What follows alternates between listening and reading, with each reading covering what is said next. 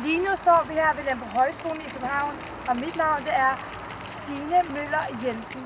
Og mit navn er Ida Susanne Nielsen.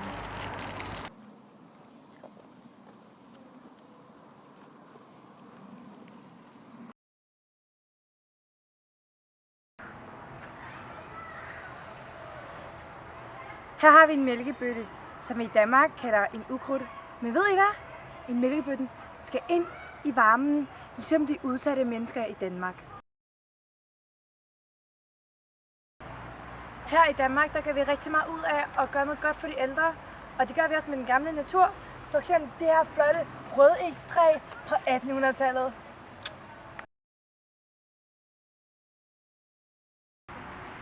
Vi går også meget op i naturen, dyrevelfærd og økologi, men selvfølgelig skal landmændene også have en chance. Vi elsker naturen som denne fantastiske kastanje. Vi i DF mener, der er for mange indvandrere her i Danmark. Og de ødelægger vores kerneværdier.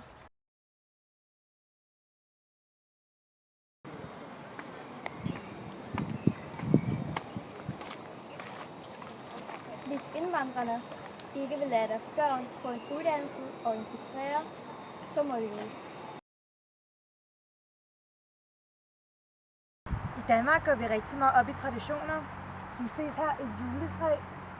Men derfor vil vi heller ikke have, at der kommer for mange mennesker udefra og ødelægger vores rene traditioner. Der skal være lige muligheder. Hovedstaden skal ikke styre det hele. Statslige arbejdspladser skal rykkes ud til distriktområderne.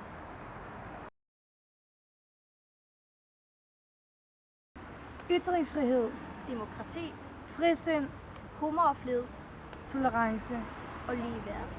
Dette er nogle af DF's vigtige værdier.